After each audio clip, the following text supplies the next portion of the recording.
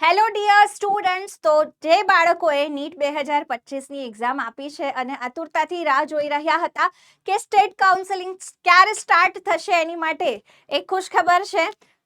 Finally date આવી ગઈ છે, ઇન્ફોર્મેશન આવી ગઈ છે. તો હું પૂરેપૂરું ગાઈડન્સ અહીંયા આપીશ તમને કે medadmissiongujarat.org ઉપર તમારે જવાનું છે. જે વેબસાઇટ છે એના ઉપર તમને ફર્સ્ટ પેજમાં આવી રીતે આ બધી વસ્તુ આવશે, રાઈટ.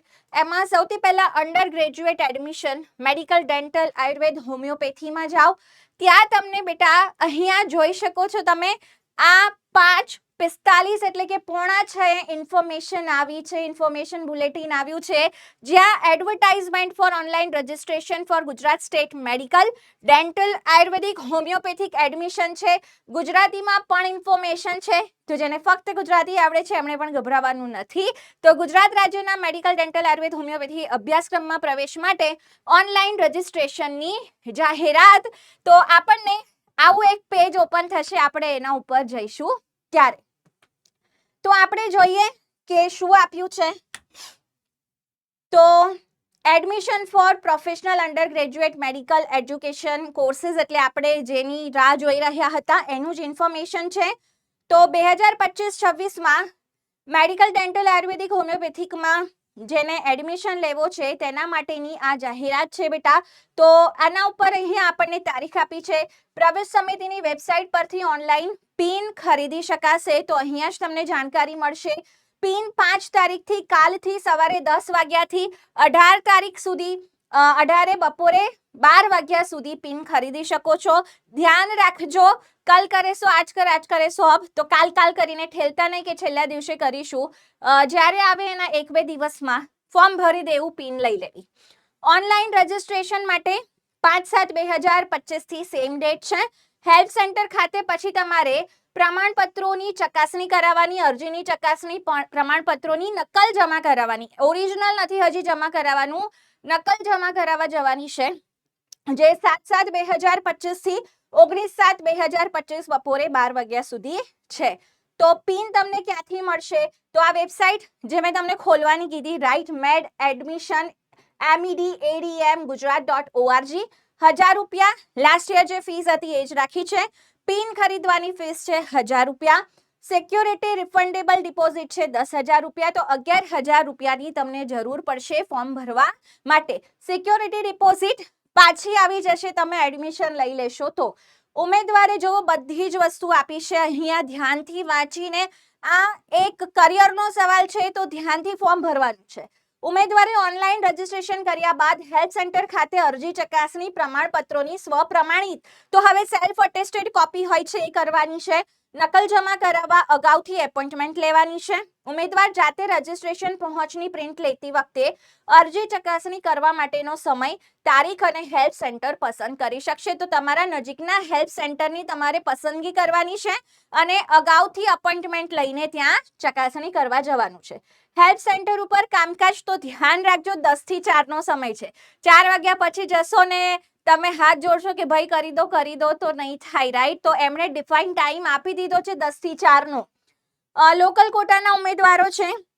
જે ઉમેદવાર Shrimati NHL municipal medical college Ahmedabad અથવા Surat municipal institute of medical education and research SMIMER સુરતના લોકલ કોટાની બેઠક, તો એ લોકલ કોટાની અલગ બેઠક હોય છે, જેમ કે સુરતના સ્ટુડન્ટ માટે સ્મીમરમાં છે. તો આ પ્રાઇવેટ કોલેજીસ છે જેમાં ઓનલાઈન રજીસ્ટ્રેશન કર્યા બાદ લોકલ અથવા અમદાવાદ કે સુરતના બેટા આ જે ફર્સ્ટ છે NHL કોલેજ અમદાવાદની છે, અમદાવાદનો કોટા લાગશે એમાં.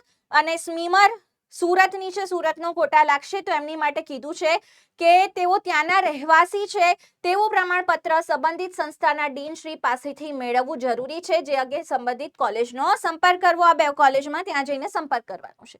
આયુર્વેદિક, હોમિયોપેથી છે તો 15% ઓલ ઇન્ડિયા કોટામાંથી પ્રવેશ થવાનો છે. તો આપણને બધી જ ડિટેલ અહીંયા આપેલી છે, કેટલા રૂપિયા ભરવાના છે અને કેટલા રિફંડેબલ છે, રાઈટ. જો NRI માટે પણ અલગથી ઇન્ફોર્મેશન આપી છે બેટા.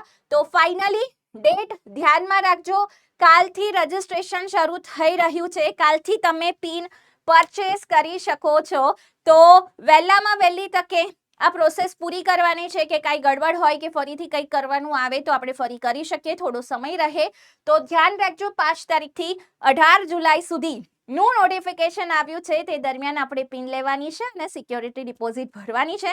સાથે સાથે આપણા જે પ્રમાણપત્રો છે તેનું સેલ્ફ અટેસ્ટેડ કોપી લઈને ચકાસણી કરાવવા પણ જવાનું છે. ઓરિજિનલ હમણાં સબમિટ કરવાની નથી. તો આવી જ જાણકારી બધી જ આના રિલેટેડ લાસ્ટ યર કેવી રીતે પ્રોસેસ થઈ હતી, રાઉન્ડમાં કેવી રીતે શું થાય, તો એ બધી જાણકારી તમે ક્યાંથી મેળવી શકશો. તમને ક્વેશ્ચન થતો હોય ને તો જુઓ, એક આર્કાઇવ કરીને છે લાસ્ટ યરનું, કેટલામાં કેટલી કોલેજ અટકી હતી એ છે. MBBS ક્લોઝર 17-18 સુધીનું છે. હવે આર્કાઇવ 2024-25 લાસ્ટ યરના આર્કાઇવમાં જાઓ, એમાં સૌથી નીચે જતા રહો. તો સૌથી નીચે દીકરા લાસ્ટ ટાઈમ 26 જુલાઈએ થોડું લેટ થઈ ગયું હતું, રાઈટ, પેલો જે કેસ ચાલ્યો હતો એના લીધેથી. તો આખી આપણને આવી રીતે જુઓ, લાસ્ટ યર પણ એક પછી એક બધા જ સ્ટેપ આપ્યા છે કે 26 જુલાઈએ લાસ્ટ યર 2024માં નોટિફિકેશન આવ્યું હતું. પછી સિવિલ હોસ્પિટલનું લિસ્ટ આપ્યું છે PWD કેટેગરી માટે, ઓનલાઈન રજિસ્ટ્રેશનની આવી રીતે જાહેરાત આવી હતી 2 ઓગસ્ટના. પછી દરેક રાઉન્ડનું અહીંયા ઉપર જશો ને, જનરલ મેરિટ પ્રિપેર થયું હતું, રાઉન્ડ વાઇઝ શું હોય, ક્યારે કેટલી ફીસ ભરવાની, તમામ ડિટેલ અહીંયા તમને મળી જશે. તો હમણાં આ જે નોટિફિકેશન આવ્યું છે એ તમારી જાતે ડાઉનલોડ કરજો, વેબસાઇટથી એકવાર તમે ફેમિલિયર થઈ જજો. અને જો કોઈ પણ મુશ્કેલી પડે, ક્યાંય પણ કોઈ ક્વેરી હોય તો ફીલ ફ્રી ટુ કોન્ટેક્ટ અસ. તો તમે કમેન્ટ કરીને જણાવી શકો છો અથવા તમે ટેલિગ્રામ પર કનેક્ટ કરી શકો છો. I will be happy to help you guys and all the best for your journey. Thank you.